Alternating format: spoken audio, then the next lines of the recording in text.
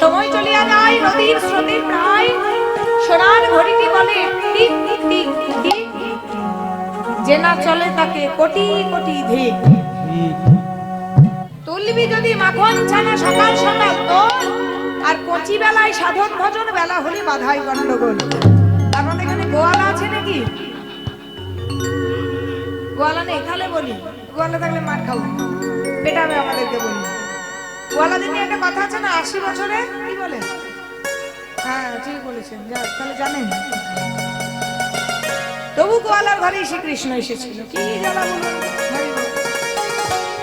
দেখবেন গোয়ালা ঘরে যখন ঘি মাখন করে না, ঠিক সকাল সকাল করে, কেন জানেন?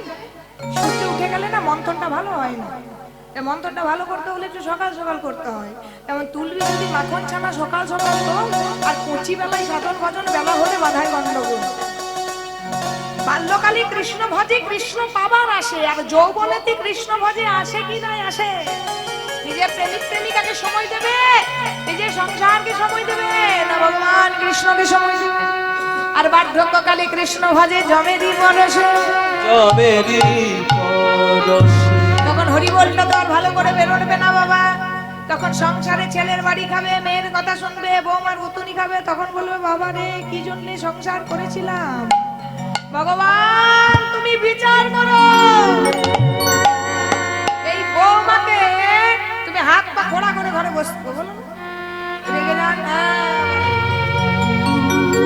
আরে বৌমা তো নয়, এক একটা বোমা বাস্ট হয়ে যাচ্ছে, তাই না?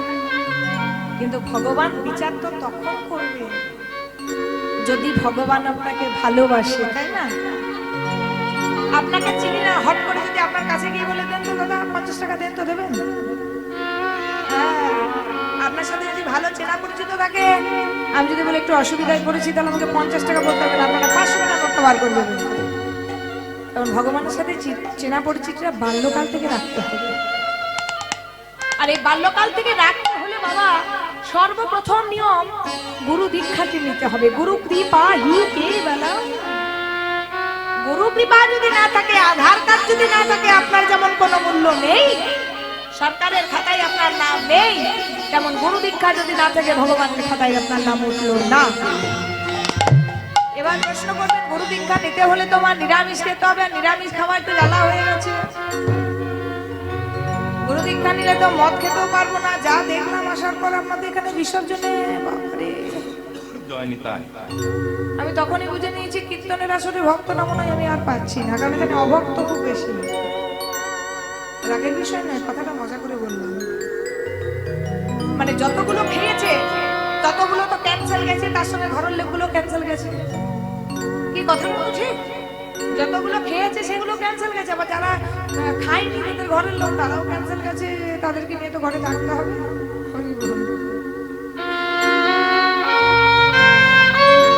দেখো মা, কৃষ্ণ ভজনের জন্য কিন্তু অনেক কিছু নিয়ম,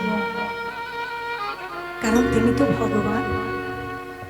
কিন্তু নিয়ম হলেও সারা জীবন যদি নিয়ম করতে না পারো, আগেই যদি ভয় খেয়ে যাও, তবে কি সারা জীবন ভগবানকে ডাকবে না?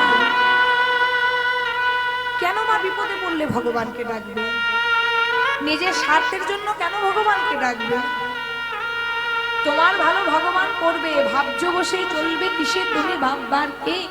যিনি ভাববার তিনি ভাবছেন, তুমি ভাবো কে? তাকে একটু সময় দাও না। এমন কোনো মানুষ নেই যে দুঃখ কষ্ট নেই মা, আমি জানি। আমি তো সংসারী, কারো একটু বেশি কারো একটু কম, তবে জ্বালা যন্ত্রণা ছাড়া তো মানুষ থাকে না। তো এই জ্বালা যন্ত্রণাটাকে দূরীভূত করতে হলে একটাই উপায়, মা কিচ্ছু করতে হবে না, শুধু ভগবানের চরণটা একটু বিশ্বাস করে ধরে দেখো। ঘরের একটা ভালো জায়গায় ভগবানকে পেতে সকাল সন্ধ্যে তার মুখটা দেখে তার চরণে দুপোটা নয়নের জল পেল। ভগবান তুমি কৃপা করো, চেও না ভগবান আমার ছেলেকে ভালো রাখো, স্বামীকে ভালো রাখো, আমার ঘর হোক একটা, মেয়ের বিয়ে হোক, ছেলের চাকরি হোক, চেও না। ভগবানের কাছে চাইলে যেটা পাওয়া যায় সেটা থাকে সীমার মধ্যে, আর না চাইতে যে ভক্তের রাখার জায়গা থাকে। ভগবানের কাছে মুখ ফুটে কোনোদিন কিছু চাইতে নেই মা, চাইলে যেটা পাবে সেটা সীমার মধ্যে থাকবে। চাইতে হয় কৃপণের কাছে, আর ऊपरवाला जब देता है ना छप्पर फाड़ के देता है। ভগবান কাকে যে কখন ভিখারি থেকে রাজা করে আর রাজা থেকে ভিখারি করে এটা বলা মুশকিল। আজ তুমি রাজা আছো, টাকার অহংকারে তোমার পা পড়ছে না, কাল দিনান্তে তোমার পেছনে একটা লোক নেই, তোমাকে কেউ পুজবে না। এই জগতে মনে রাখো, যার টাকা তার সম্মান মান, যার টাকা নেই তার মান নেই। গুণী মানুষের এই জগতে মান নেই, টাকাওয়ালার হচ্ছে এই জগতে মান। তাই নিজেকে গুণী করো। একজনা যদি মান করে সারা জগৎ তোমায় মান করবে। একজনা যদি তোমায় ভালোবাসে কাউকে দরকার হবে না। অর্জুনের কোনো ভাইকে দরকার হয়নি, স্বয়ং ভগবান যুদ্ধের রথে সারথি হয়েছিল, বড় বড় যোদ্ধাদেরকে হারিয়ে দিয়েছিল অর্জুন। যে সময়ে পাশে থাকে, যে অসময়ে পাশে থাকে, তাকে একটু ভালোবাসো। বন্ধু বলুন, বান্ধব বলুন, আত্মীয় বলুন, পরিস্বজন বলুন, আপনার টাকা পয়সা থাকলে আপনার পাশে বহু জনা থাকবে, কিন্তু আপনার যদি না থাকে, আপনার পাশে অসময়ে দেখবেন কেউ দাঁড়ায়নি মা, তখন কিন্তু একজনাই সম্বল হবে, একমাত্র ভগবান শ্রী হরি। তাই তো ভগবানের সঙ্গে চেনা পরিচিতিটা খুব সহজে করে রাখতে হয়, যাতে অসময় আসার আগেই ভগবান যেন তোমার অসময়টাকে বাধাটাকে আটকে দেয়। ভগবান সবসময় বিপদ কারণ মধুসূদন, ভগবান পারে না এমন কিচ্ছু নেই। একটা পলক ফেলতে না ফেলতে বিশ্ব ব্রহ্মাণ্ড লয় প্রলয় হয়ে যায়। তাই সংসারে সামান্য মানুষের ভালো থাকা, এটা কি আর ভগবান করতে পারে না গো? করতে পারে, কিন্তু বিশ্বাস ভরে, প্রাণ ভরে, অনুরাগ ভরে ভগবানকে একবার ডাকতে হবে। ভগবানকে যদি কেউ একবার বিশ্বাস ভরে অনুরাগ ভরে দেখেছে, ভগবান তাকে কৃপা করেই ছেড়েছে। ভগবান আজও পর্যন্ত কাউকে কৃপা থেকে বঞ্চিত করেনি। ভগবান হচ্ছেন পরশ পাথর। পরশ পাথরের নাম নিশ্চয়ই আপনারা শুনেছেন। পরশ পাথরের কাছে যদি কোনো লোহা যায়, সেই পরশ পাথরের স্পর্শে লোহাটা সোনা হয়ে যায়। ধরুন একটা মাংসের দোকানের কাটারি আর একটা ফলের দোকানের কাটারি, সেই পরশ পাথরের কাছে যদি রাখা হয়, পরশ পাথরকে বিচার করবে কোনটাতে মাংস কাটা হয়েছে আর কোনটাতে ফল কাটা হয়েছে। যেটাতে ফল কাটা হয়েছে সেটা সোনা হবে, আর যেটাতে মাংস কাটা হয়েছে সেটা হবে না। পরশ পাথরের কাছে দুটো কাটারই কিন্তু সোনা হবে। যেমন আমাদের ভগবানের চরণটা হচ্ছে পরশ পাথর। নিজেদেরকে ভাববেন, প্রভু আমি হয়তো ফলের কাটারি হতে পারলাম না, আমি হয়তো মাংসের কাটারি, তবু যেন প্রভু আমায় কৃপা থেকে বঞ্চিত করতে ভুলো না। নিতাই গৌর হরি বল। আর জ্ঞানীচ ভক্ত কারা জানেন? যেমন ছোট্ট প্রহ্লাদ, যার বয়স 5 বছর, নিঃসৃঙ্গ নারী ভগবানকে দেখেছিলেন। ছোট্ট 5 বছরের ছেলে ধ্রুব, প্রভু শ্যামানন্দ, রাধারানী, হরিদাস, এগুলো হচ্ছে জ্ঞানীচ ভক্ত, যারা ভগবানকে ভালোবাসে, ভালোবেসে ডাকে।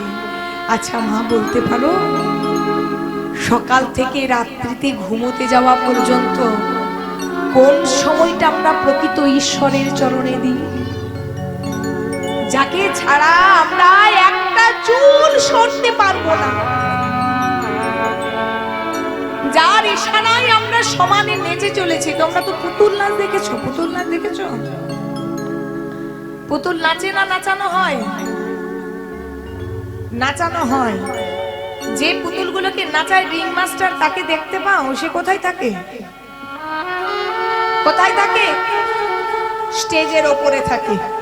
তাহলে স্টেজের ওপর থেকে পুতুলগুলো নাচাতে থাকে। তেমন আমরা হচ্ছি রক্ত মাংস গড়া এক পুতুল, আর ভগবান আমাদের মাথার উপর আছে। সেই ভগবান আমাদেরকে যেমন ভাবে নাচাচ্ছে, আমরা তেমন করে নাচছি মা। ভগবানের ইশারা ছাড়া আমরা একটা চুলও নড়তে পারবো না মা। তবু দুদিনের এই পৃথিবীতে এসে, পৃথিবীতে তো আমাদের সময়কালটা বেশি দিন নয় মা, সময়টা আমাদের বেশি দিন নেই। জন্মিলে মরিতে হবে, অমরিতে কোথা কবে।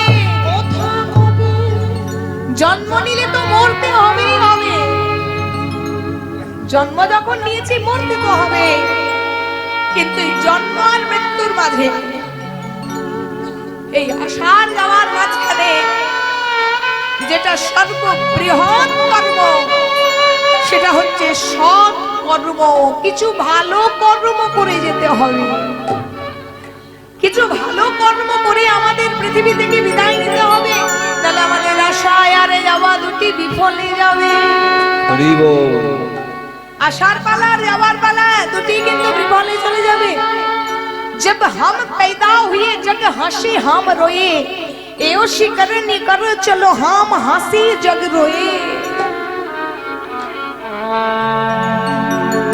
যখন আমরা पैदा হই মানে জন্মগ্রহণ করি, তখন দেখবেন বাচ্চাটি কেঁদে উঠে কোয়া কোয়া করে, কিন্তু আশেপাশে যারা থাকে ডাক্তার নার্স বাবা মা খুব হাসে, আহা কি সুন্দর ছেলে দেখো, ফোকলা দাঁতে হাসি দেখো। কিন্তু যখন আমরা চলে যাই তখন বাড়ির লোকরা 2-10 দিন কান্নাকাটি করে। কারোর জন্য কি কোনো কিছু আটকে বসে আছে? না। বাড়ির লোকরা কাঁদতেও যতক্ষণ, বাড়ির লোক সেই মানুষটিকে ভুলতেও ততক্ষণ। এও স্বীকারণী করে চলো এমন কোন কর্ম করে যাও যাতে সারা জগৎ তোমার জন্য কাঁদে, কিন্তু তুমি হাসতে হাসতে পৃথিবী থেকে বিদায় নাও। আজও দেখুন রবীন্দ্রনাথ ঠাকুর, কাজী নজরুল ইসলাম, যত যত মহান ব্যক্তি আছে, স্বামীজি, কত কত মহান ব্যক্তিকে আমরা কিন্তু এখনো স্মরণ করি। কেন? জন্ম হোক যথা তথা কর্ম করো ভালো। তাদের জন্ম কোথায় হয়েছে আমরা দেখিনি, তারা কত টাকা পয়সা ব্যাংক ব্যালেন্স করেছে আমরা দেখিনি, আমরা দেখেছি তাদের কর্ম, তারা পৃথিবীতে কি কর্ম করে গেছে, আর সেই কর্মের জন্য তাকে প্রতিটা মানুষ স্মরণ করে, সম্মান করে তাদের নাম লেখা। জগৎ জীবনে 3টি কর্ম হয়, একটা হচ্ছে সুকর্ম, একটা কুকর্ম, আর একটা মিশ্রিত কর্ম। সু মানে ভালো কর্ম। পৃথিবীতে অনেক মানুষ জন্ম নেয় নিজের ভালো করতে, আরো 10 জনের ভালো করতে। আবার কেউ জন্ম নেয় নিজের ভালো করতে, আরো 10 জনের ক্ষতি করতে। যেমন ধরুন একজন দুধ ব্যবসায়ী বাঁকে করে দুধ নিয়ে বিক্রি করে ঘরে ঘরে, তাহলে দুধ বিক্রি করে সে টাকা পয়সা পায়, তার সংসার চলে। আবার যে দুধ খায় তার উপকার হয়, কারণ দুধ হচ্ছে আদর্শ সুষম পুষ্টিকর খাবার। Carbohydrate, protein, fat, vitamin, mineral, জল সব আছে। বাচ্চা থেকে বুড়ো পর্যন্ত সবাই দুধ খায়, তাহলে যে দুধ বিক্রি করে তার যেমন লাভ, আর যে দুধ খায় তারও তেমন উপকার। তাহলে নিজের উপকার হলো, আরো 10 জনের উপকার করে দিল। কিন্তু একই জিনিস লিকুইড যেজন মদ বিক্রি করে, কি গো, যারা মদ বিক্রি করে, মদ বিক্রি করে নিজের নালে ইনকাম হয়, যে মদ খায় পেটে শক্তিমান বলবান হয়, তাদের বউগুলো খুব আশীর্বাদ করে। হ্যাঁ, কত কত সংসার গভীরে চলে যাচ্ছে। তাহলে একটা দুধ বিক্রেতা আর একটা মদ বিক্রেতা কর্ম দুটো এক হলো? হলো? একটা সুকর্ম, একটা কুকর্ম। আবার মিশ্রিত মানে অনেকে 2 নম্বরই ব্যবসা করে।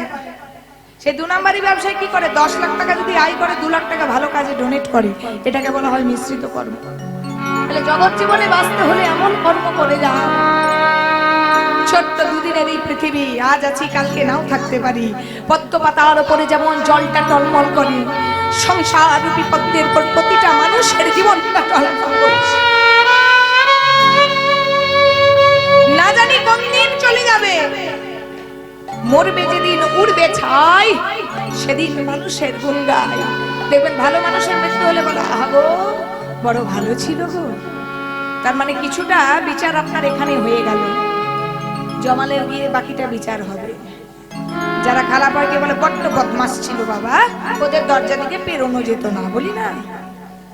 তাহলে জগৎ জীবনে এসে কেন খারাপ করব? যেটুকু কপালে আছে সেটুকু হবে।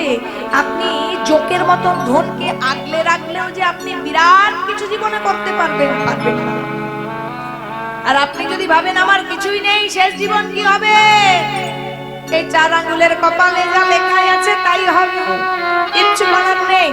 আপনি যদি ভাবেন ভবিষ্যতে আমি এত সঞ্চয় করলাম, আমি খুব ভালোতে মরবো, খুব ভালো থাকবো, ভবিষ্যৎ রইল না, আপনার কর্মে যা লেখা আছে, আপনার ভাগ্যে যা লেখা আছে, নিয়তি আপনাকে যা লিখেছে, আপনি একটা চুল নড়তে পারবেন না। যেটা লেখা আছে সেটা হবেই হবে।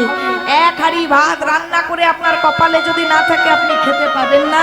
আর বাড়িতে রান্না হয়নি অথচ নানান ব্যঞ্জন দিয়ে আপনার মুখে চলে এলো, সেটা হচ্ছে ভগবানের লেখন, কে করিবে কল্যাণ। ভগবান যা লিখেছে সেইটাই কিন্তু করতে হবে। শুধু ভগবান একটাই লেখেনি, নিজের কর্ম।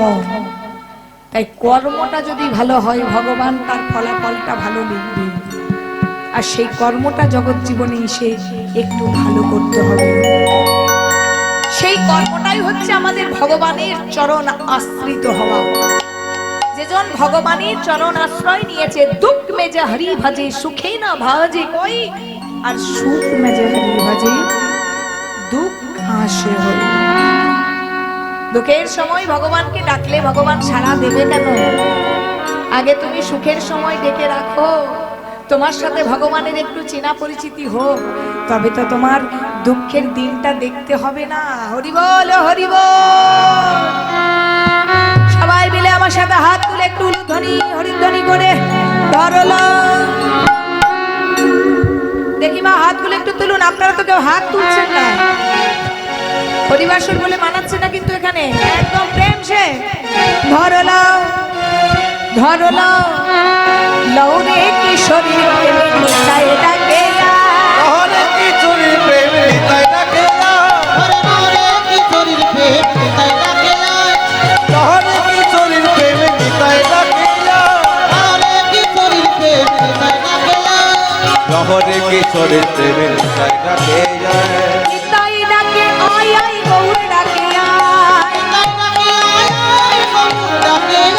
নিতাই ডাকে আয় আয় গৌর ডাকে আয়। নিতাই ডাকে আয় আয় গৌর ডাকে ধরলো ধরলো লৌরে কিশোরী প্রেমে নিতাই ডাকে আয়। লহরে কিশোরী প্রেমে নিতাই ডাকে লহরে কিশোরীর প্রেম নিতাই ডাকে হরি কিশোরী প্রেমে নিতাই ডাকে আয়। লহরে কিশোরী প্রেমে নিতাই ডাকে লহরে কিশোরীর প্রেম নিতাই ডাকে এবার শান্তিপুর ডুবু ডুবু নদে ভেসে যায়, ওই শান্তিপুর ডুবো ডুবো নদে ভেসে যায় শান্তিপুর ডুবু ডুবু নদে ভেসে যায়। শান্তিপুর ডুবো ডুবো নদে ভেসে যায় ফুল ভাগিয়া ফুল ভাগিয়া ফুল ভাগিয়া ঢেউ আসিয়া লাগলো গোড়ায় গায়। ফুল ভাঙিয়া ঢেউ আসিয়া লাগলো গোড়ায় গায় ফুল ভাগিয়া ঢেউ আসিয়া লাগলো গোড়ায় গায়। ফুল ভাঙিয়া ঢেউ আসিয়া লাগলো গোড়ায় গায় ধরলা ধরলা লৌরে কিশোরী প্রেমে নিতাই ডাকে আয়। লহরে কিশোরী প্রেমে ধরি নিতাই ধরি ডাকে ধরি লহরে কিশোরীর প্রেম নিতাই ডাকে লহরে কিশোরী প্রেমে নিতাই ডাকে তাহলে গৌর নিতাই আমাদের ডাক দিয়েছে, তাই তো? তাহলে গৌর নিতাই ডাকে সারা দিয়ে আমাদের আসতে হবে। তাতে গৌরাঙ্গ মহাপ্রভুর ভাবটি কেমন? আজুরে গৌরাঙ্গের মনে কি ভাবই উঠিল, কি ভাব উঠিল আজ নদী আর মাঝারে গোরা মাথারে গোলা দান শিরজিল। জানো সিধরিল আজকে শ্রীমান চৈতন্য মহাপ্রভু আমার দান চাইছেন। নদিয়ার মাঝারে গোরা দান শিরজিল। তো চৈতন্য মহাপ্রভু দান চাইছেন কার কাছে? না আমাদের মতন সাধারণ মানুষের কাছে। সারা নবদ্বীপবাসীর পথ আগলে আজকে দাঁড়িয়ে আছে চৈতন্য মহাপ্রভু। তো নবদ্বীপে আমার মহাপ্রভু আছেন বলে যে নবদ্বীপে সবাই ভালো তা তো নয়। নবদ্বীপে যদি সবাই ভালো হতো তবে কি নিতাই চাঁদের মাথাটা ফাটতো না? ফাটতো না। তো আজকে নিমাইকে বলছে, হ্যাঁ নিমাই, তুমি যে পথ আগলে দাঁড়িয়ে আছো, তোমার হাতে শিকল মানায়, তোমার হাতে করতাল মানায়, কিন্তু হ্যাঁ গো তোমার হাতে তো লাঠি মানায় না। তো তুমি আজকে মাঝ রাস্তায় লাঠি নিয়ে দাঁড়িয়ে আছো কেন? আজকে ভগবান করেছে কি? মাঝ রাস্তায় লাঠি নিয়ে দাঁড়িয়ে আছে। তো নিমাই তোমার হাতে আজকে লাঠিটা কেন বুঝতে তো পারলাম না। নিমাই বলছে শোনো, লাঠিটা নিয়ে দাঁড়িয়ে আছি, আমি আজকে ইনকাম ট্যাক্সের অফিসার হয়েছি, আজকে কর আদায় করবো, কর আদায়। আজকে আমি লাঠি হাতে নিয়ে ট্যাক্স আদায় করবো, কর আদায়। কিসের ট্যাক্স? নিমাই কিসের ট্যাক্স ঠিক তো বুঝতে পারলাম না। আচ্ছা মা, এই যে ধরুন আমরা বাস করছি যে বাড়িতে, যে বাড়িটাতে বাস করছি, দেখবেন বাবাদেরকে জিজ্ঞাসা করবেন সেই বাড়িটার জন্য একটা ট্যাক্স দিতে হয়, সরকারকে দিতে হয় না? দিতে হয়। জমি বিক্রি করতে যান, জমি কিনতে যান, একটা ট্যাক্স লাগে, জমি জায়গার জন্য ট্যাক্স লাগে। এই যে রাস্তায় আমরা গাড়িটা নিয়ে আসছি, যে গাড়িটা নিয়ে আসছি তার জন্য ট্যাক্স লাগে। এমনকি যে রোডে আসছি সেই রোডের জন্য টোল ট্যাক্স লাগে। যে শাড়িগুলো আমরা কিনি সবাই, সেই শাড়ির জন্য জিএসটি ট্যাক্স, যে গয়নাগুলো কিনি তার জন্য জিএসটি ট্যাক্স লাগে। তাহলে জীবনে বাঁচতে হলে, সমাজে সংসার করতে হলে সবকিছুর জন্য যদি সরকারকে ট্যাক্স লাগে, যে বাড়িটাতে বাস করছি তার জন্য যদি ট্যাক্স লাগে, তাহলে ভগবানের আজকে একটা প্রশ্ন। প্রশ্নটা কি না, যে বাড়িটাতে বাস করছো তার জন্য যদি সরকারকে ট্যাক্স দিতে হয়, তাহলে আমি যে এত সুন্দর বাড়ি তৈরি করে দিলাম তার জন্য কি দিলে?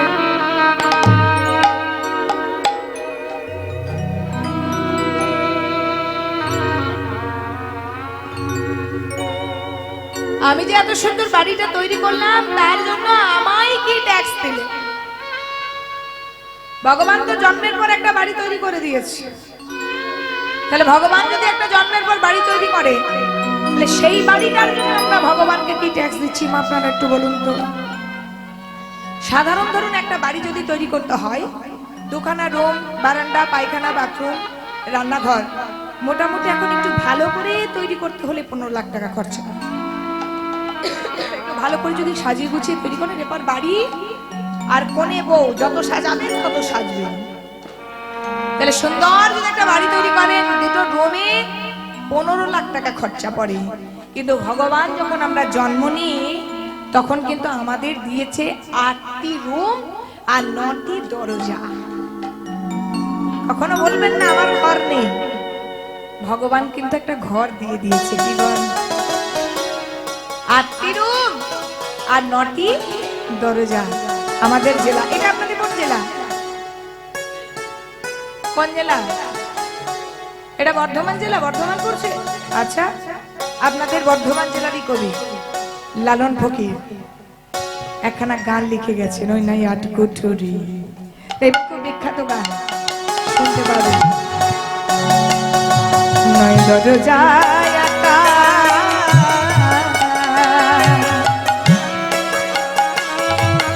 আবার মাঝে মাঝে চলে থাকা 8 কুঠুরি, 9 দরজায় আটা,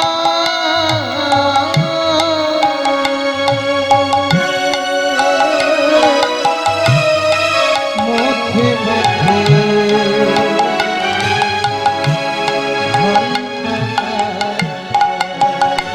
আবার তার পরে সদর কোঠায়, তারে উপরে সদর কোঠা, তার পরে সদর কোঠায়, তার উপরে সদর কোঠা, মহল্লা আসে যায়। ও দেহ কাচার ভিতর অচিন পাখি কেমনে আসে যায়। ও দেহ খাঁচার ভিতর অচিন পাখি কেমনে আসে যায়। ও দেহ কাচার ভিতর অচিন পাখি কেমনে আসে যায়। বলছে 8টি কুঠুরি, মাথার মধ্যে 4টি, দুটো ভুরুর মাঝখানে একটা 5টা, একটা কণ্ঠে 6টা, একটা বক্ষে 7টা, একটা নাভিমণ্ডলে 8টা। এগুলো যারা যোগ সাধনা করে তারা জানবে। এটা হলো 8টা কুঠুরি। আর আর 9টি দরজা, 2টি চক্ষু গহন, 2টি নাসিকা গহন, 2টি কর্ণ গহন, 1টা মুখ গহন, পায়ু উপস্থ। তাহলে 8টা কুঠুরি হলো, 9টা দরজা হলো। ভগবান বলছে এত সুন্দর একটা দেহ ঘর তৈরি করলাম, তার জন্য তো আমায় কিছু ট্যাক্স দিচ্ছ না। কি গো, ভগবানকে কিছু দিই? এতগুলো রুম তৈরি করেছে, এতগুলো দরজা তৈরি করেছে, তার উপরে সদর কোঠা তৈরি করেছে, 3 ছাদ পর্যন্ত করে দিয়েছে, কিন্তু ভগবানকে তার জন্য কি দিচ্ছি? ওই মন তুই রইলি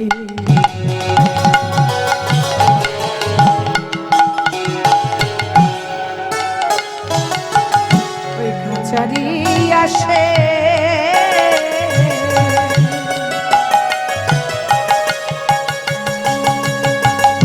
ভেবে দেখেছ কি খাঁচা যেত কাঁচা আসে, মন তুই রইলি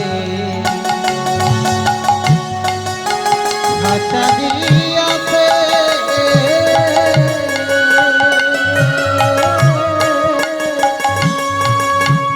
খাঁচা যে তোর কাছে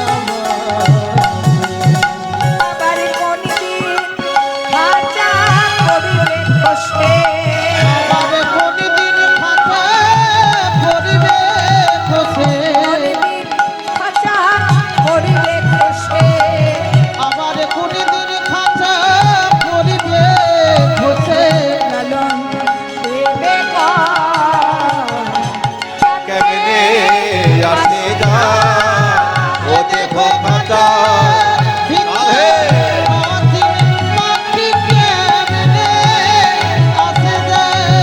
ও দেখো খাঁচার ভিতর অসীম পাখি কেমনে আসে যা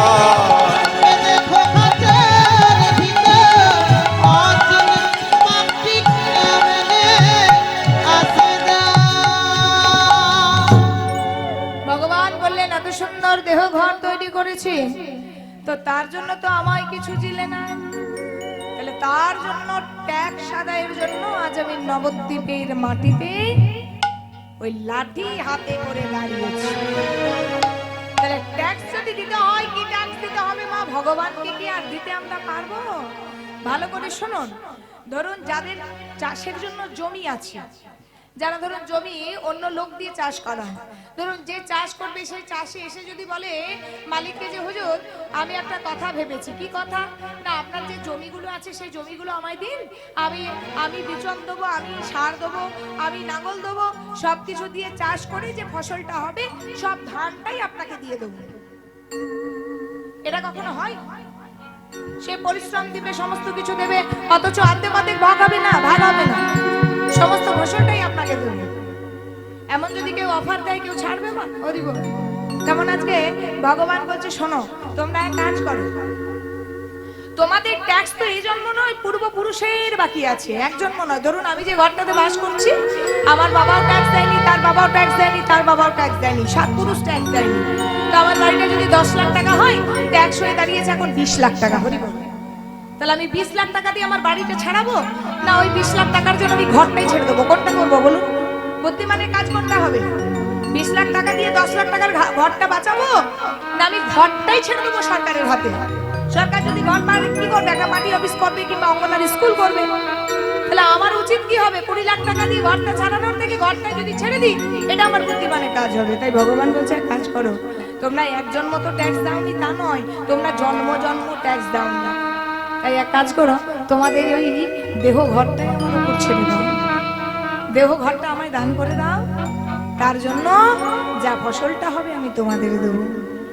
দানে দেহ না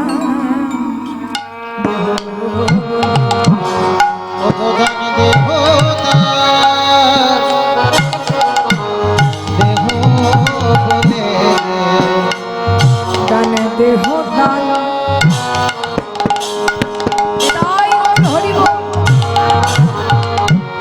দেহ বলে ভগদানে দেখো দেখো বলে ঘন ডাকে ওই দানে দেহ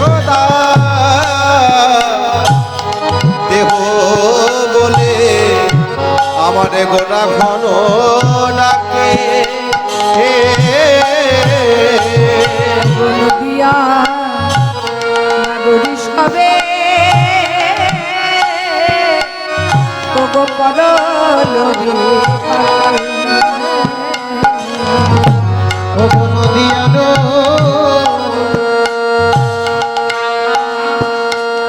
নাগরী কালো আহা করলো পাকে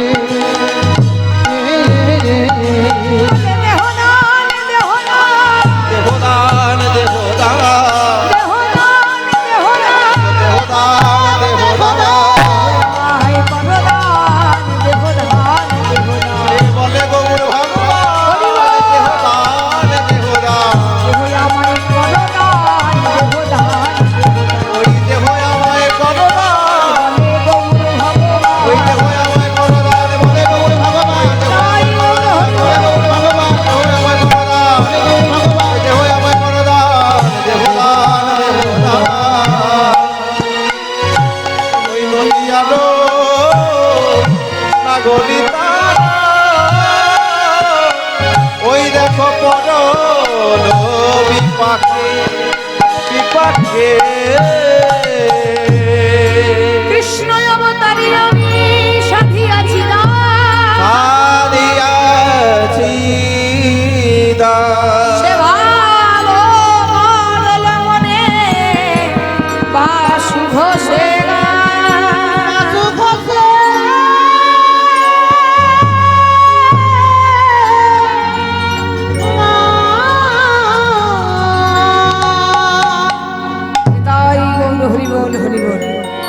এতক্ষণ গৌরচন্দ্রিকা আস্বাদন করলাম। চলুন সবার মনকে একত্রিত করে নিয়ে যাই মধুময় শ্রী ধাম ধাম শ্রী শ্রী বৃন্দাবন ধাম। বৃন্দাবনে গিয়ে আজকে আস্বাদন করি ভগবান কৃষ্ণচন্দ্রের দান লীলা। সবাই মিলে চলুন বৃন্দাবন যাই, বৃন্দাবনে আস্বাদন করব। একটু সাউন্ড মনিটর একটু রাখতে হবে না, জনিতাই মনিটর একটু রাখুন, চেপে যাচ্ছে সাউন্ডটা না, মনিটরটা খোলা নেই। আস্বাদন করবো ভগবান কৃষ্ণচন্দ্রের দান লীলা। দান ঘাটে রাধা কৃষ্ণের যে মিলন হয়েছে সেই মিলনের কথা আজ আমরা আস্বাদন করবো। হরি বল হরি বল। সবাই মিলে বলবেন বলিয়ে বৃন্দাবন বিহারী লাল কি জয়। সবাই মিলে বৃন্দাবন বিহারী লাল কি, রাধা রানী কি, শ্যাম সুন্দর কি, হরি বাসর কি, ভক্তবৃন্দ কি, হরি নাম যজ্ঞ কি। চলুন সবাই মিলে একটা রাধা নাম করতে করতে আমরা বৃন্দাবনে প্রবেশ করি। চলুন রাধা নাম গাইব, সবাই মিলে হাত তুলে করতালি দিয়ে আমরা চলুন গাই প্যারা শ্রী বৃন্দাবনে ধাম তুলে শ্রী রাধিকা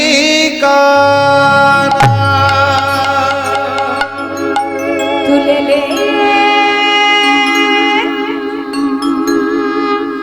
রাধা নাম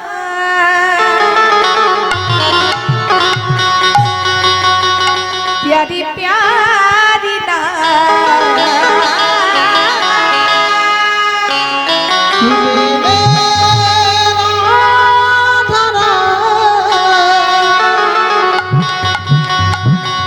प्यारी प्यारी ना তুলে রাধা নাম প্যারি প্যারি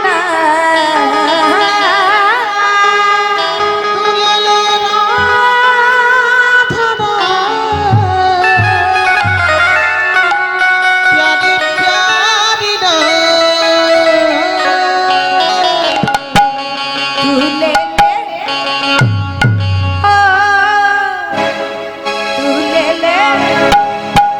তুলে রাধা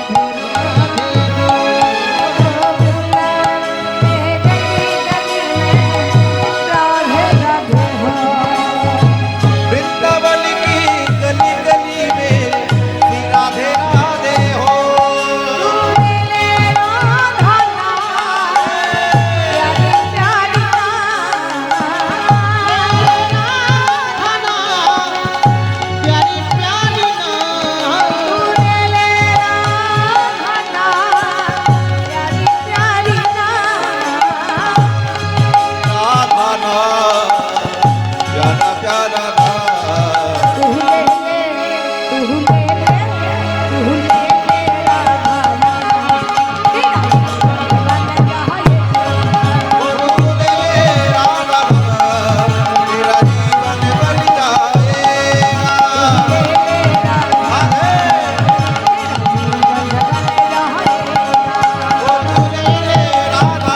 तेरा जीवन बन जाएगा राधे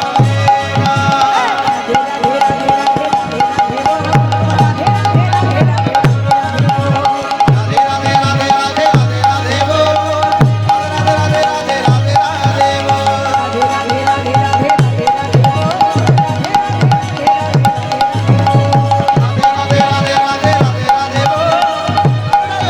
राधे बोल राधे राधे राधे राधे बोल राधे राधे राधे राधे राधे बोल राधे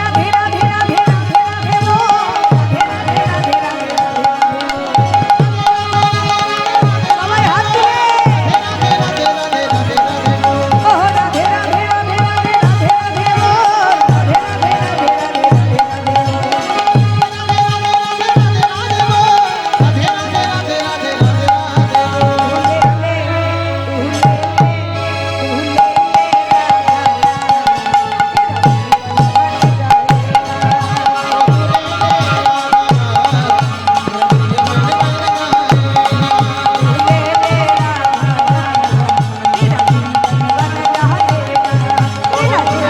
बोल तेरा जीवन बन जाएगा तेरा जीवन बन जाएगा तेरा जीवन बन जाएगा तेरा जीवन बन जाएगा बोलिए वृंदावन बिहारी लाल की जय राधा रानी की जय श्याम सुंदरी की हरि वासर की जय भक्त वृंदो की जय হরিনাম যজ্ঞ কি जय সকলের নামে জয়ধ্বনি দিয়ে এসেছি মধুময় শ্রী ধাম ধাম শ্রী শ্রী বৃন্দাবন ধাম আজ বৃন্দাবনে এসে আর সাধন করব ভগবান কৃষ্ণচন্দ্র রাধারানীর দান ঘাটে মিলন অর্থাৎ দান মিলন আজ ভগবান কৃষ্ণচন্দ্র ঠিক সকালবেলা মায়ের কোলে ক্ষীরসর নগরে গিয়ে বসে আছে আর হেন সময় সকালবেলা ডাকতে এসেছে আই কানহাই আই কানহাই বলে দেখতে দেখতে কত বেলা হলো দেখ চল গোচারণে যাবি না সময় যে চলে যাচ্ছে সময় মতো গেলে তবে তো সময় মতো আসতে পারবো হরি বল। সঠিক সময়ে যদি যাই তবে তোমার সময় মতো আসতে পারবো আর সঠিক সময়ে যদি না যাই তবে কি সময় মতো আসতে পারবো ভগবানের অনন্ত কোটি খেলা ভগবান যে কখন কি খেলা খেলে বলা মুশকিল তো ভগবান আজ বসে আছে আর সকালে ডাকতেছে জায়গা না দুষ্টে কি যাবি না ও ভাই কানাইয়া সবাই হলো ধনী কি যাবে না ও ভাই কানাই রে चल चल गोस्ते की जाबी ना ओ भाई कान्हैया रे কি যাবে না ও ভাই কানাই রে কত বেলা হলো চলো কানা কৃষ্ণ চলো গো কত বেলা হলো চলো কানাই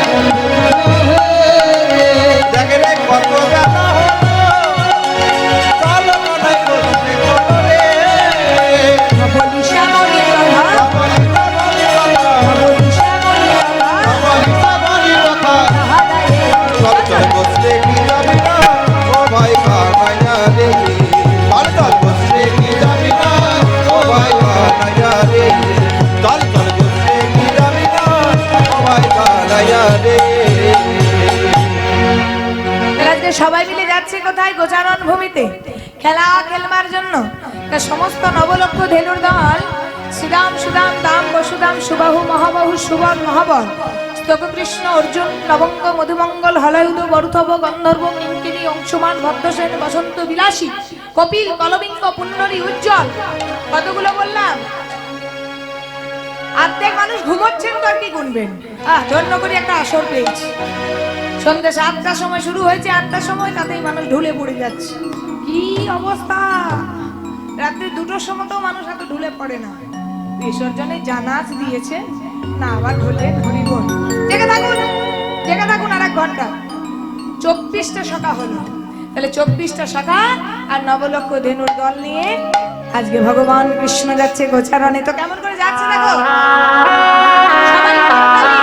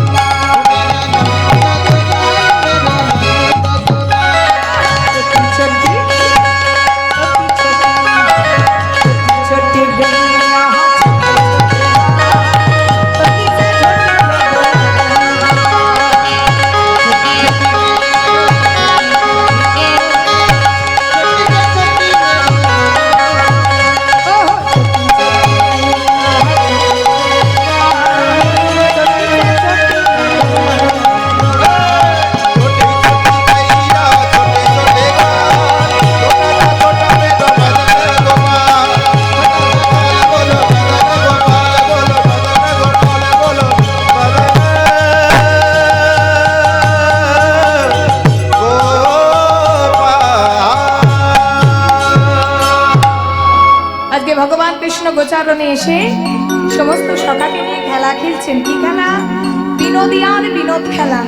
বি শব্দের অর্থ বিশেষ, নদ মানে আনন্দ। যে খেলায় বিশেষ আনন্দ পাওয়া যায় সেই খেলার নাম বিনোদ খেলা। আর বিনোদ মানে হচ্ছে নতুন। তাহলে ভগবান আমার আজকে নতুন খেলায় আবির্ভূত হয়েছেন। আজ বিনোদী আর বিনোদ খেলা খেলিছে কানাই কানাই। বিনোদী খেলা খেলিছে কানাই। বিনোদী খেলা খেলিছে কানাই কানাই। বিনোদী খেলা খেলিছে কানাই। বিনোদী খেলিছে কানাই কানাই।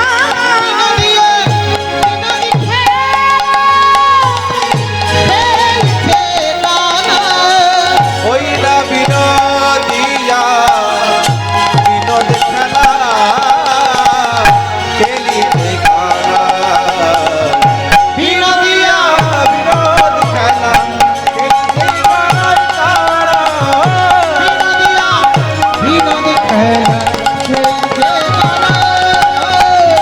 বিনোদিয়া বিনোদ খেলা খেলিতে কানাই। আর বিনোদী আর বিনোদ খেলায় মাতোয়ারা হয়েছে ভগবান কৃষ্ণ। এবার খেলতে খেলতে হলো কি, খেলা রসে ছিল কানাই যৌবনের রসনে। খেলা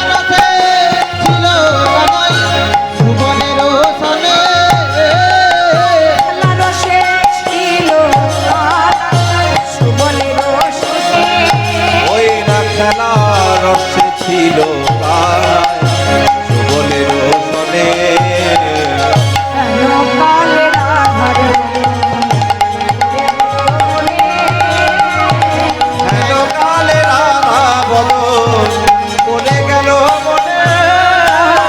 কেন কালে রাধার পড়ে গেল মনে।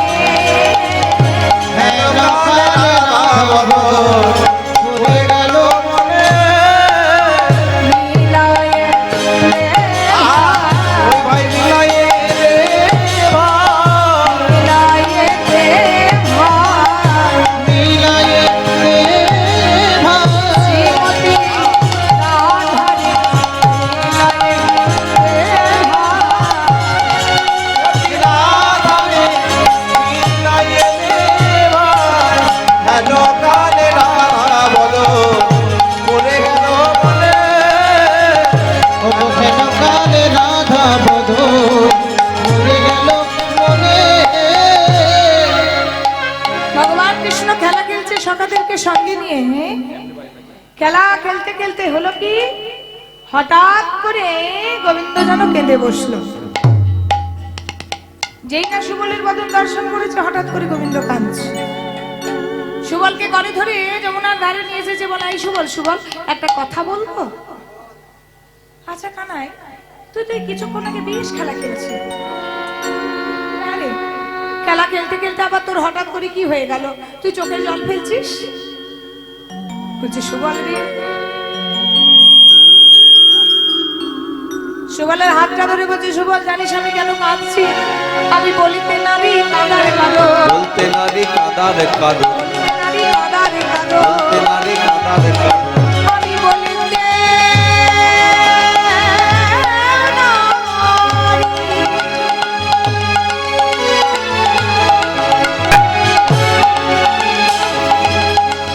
লাজে মরি।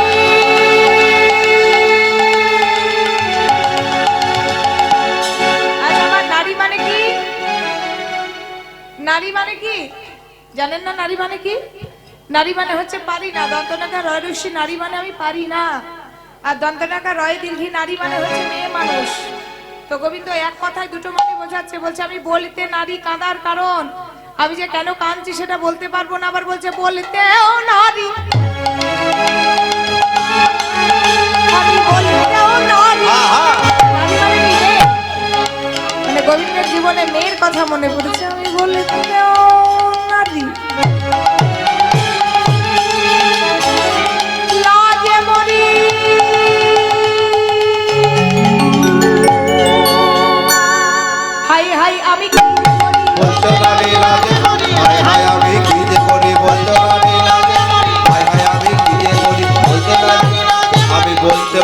কাজে মরি।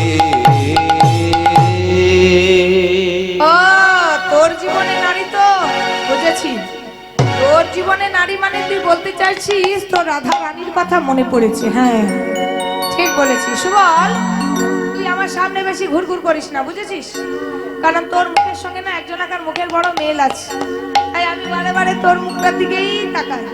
কেন জানিস, তোর মুখটার দিকে তাকাতে বড় ভালো লাগে, কারণ তোর মুখটা দেখে আমার একজনাকার কথা মনে পড়ে। ওই যে তোর সঙ্গে মুখের মেল আছে তোর বোনের, সুবল আর রাধারানী হচ্ছে ঘটনত যেত তো ভাই বোন। হ্যাঁ এই যে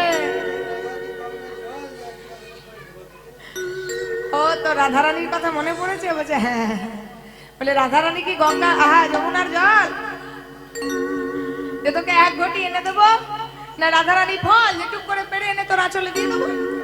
রাধারানী হচ্ছে মণি, আর তাকে আগলে আছে দুই ফণিনী, জটিলা আর কুটিলা। জটিলা আর কুটিলা মিলে দুই ফণিনী আগলে আছে। এখন যদি রাধারানীকে আনতে হয় তাহলে তাদের ছোবল খেয়ে আমাকে মরতে হবে। আমি কিন্তু ভাই পারবো না তোর রাধারানীকে আনতে। তুই এক কাজ কর, এখন তোর একটাই উপায়, তো লীলা সহায়কারিণী মা যোগমায়াকে একটা বার স্মরণ কর। দেখবেন প্রত্যেকটা কৃষ্ণলীলায় মা যোগমায়াকে স্মরণ করা হয়। কেন জানেন, মা যোগমায়া হচ্ছে দেবী দুর্গা। হরিবোল। রামচন্দ্র যখন 14 বছরের জন্য বনবাসে গিয়েছিলেন, সেই সময় যখন সীতা হরণ হয়, সেই সীতা হরণের দুঃখে রামচন্দ্র বসে বসে কাঁদছিলেন। তো রামচন্দ্রকে ভোলাবার লাগি মা দুর্গা ছলনার আশ্রয় নেই, কি না সীতার রূপ ধারণ করে। তো যখন সীতার রূপ ধারণ করে মায়াবী সীতার ছলনায় পড়েছে রামচন্দ্র। সীতা যাচ্ছে আগে আগে, রামচন্দ্র যাচ্ছে পেছনে। স্বামীরা স্ত্রীর আগে যায় না স্ত্রীর পেছনে যায়? স্বামীরা স্ত্রীর আগে যায় না স্ত্রীর পেছনে যায়? পেছনে। ও আগে যায়। তাহলে স্বামীরা যদি আগে যায়, তাহলে এখানে মায়ার রূপধারী সীতা কিন্তু আগে আগে যাচ্ছে, রামচন্দ্র যাচ্ছে পেছনে পেছনে। রামচন্দ্র যখনই দেখছে সীতার পেছনে, রামচন্দ্র তখনই বুঝে নিয়েছে যে এ সীতা আর যাই হোক আমার স্ত্রী নয়, এ কোনো মায়াবী ছলনাময়ী নারী। আর নারী মানেই পুরুষদেরকে মা বলে সম্বোধন করতে হয়। যেই বলেছে মা গো, সঙ্গে সঙ্গে দেবী দুর্গা নিজ মূর্তি ধারণ করেছে। বলে প্রভু তুমি আমায় চিনে ফেলেছো, প্রভু চিনে ফেলেছি গো, দেখো আমার অপরাধ যেন ক্ষমা করো। ক্ষণিকের আনন্দ সুখ দিতে আমার এই ছলনাময়ী নারী, আমি যখন তোমার আগে আগে আগমন হলাম, তুমি যেন আমায় আশীর্বাদ করো, পরজন্মে যেন তোমার সঙ্গ ছাড়া না হই। ঠিক আছে, পরজন্মে সঙ্গ ছাড়া তো দূরে থাক। তুমি যেমন আমার আগে আগে গেলে, পরজন্মে আমি হব কৃষ্ণ, তুমি হবে মা যোগমায়া। যতগুলো লীলা করব তুমি আমার এই আগে আগে যাবে। তাহলে রাধারানীর সঙ্গে মিলন হবে। মা যোগমায়াকে কিন্তু স্মরণ করছেন কি আমার ভগবান। যোগমায়া স্মরণ তোমায় হে যোগমায়া করণ তোমার আমি করি। হে যোগে মায়া আমি করি।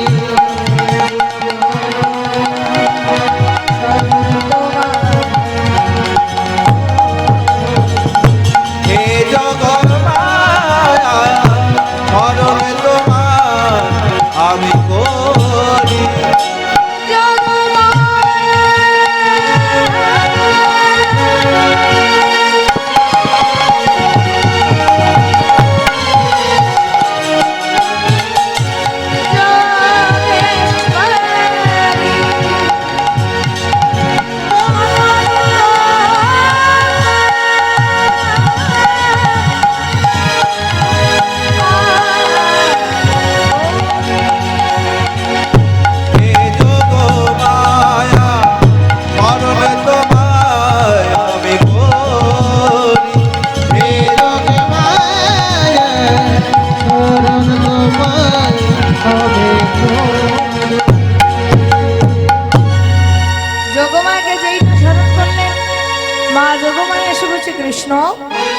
সময় তুমি আমায় কেন ডেকেছো বলে মা গো? আমার যে বড় রাধা বদন মনে হয়েছে। ঠিক আছে, তোমার যখন রাধা বদন মনে হয়েছে, তুমি এক কাজ করো, তুমি দান ঘাটে দানি সেজে বসে থাকো। আমি সময় মতো সুযোগ করে মা বড়াইয়ের রূপ ধারণ করে রাধারানীকে বের করে সে দান ঘাটে নিয়ে যাব, তোমাদের সেখানে মিলন হবে। তাই গোবিন্দ করলেন কি, গোবিন্দ সুবলের হাতটা ধরে বলছে, সুবল রে, আমার দাদা যদি জিজ্ঞাসা করে যে ভাই কানাই কোথায় গিয়েছে, জানো বলিস বড় পিয়াস লাগিয়া গিয়াছে কানাই প্রেম যমুনা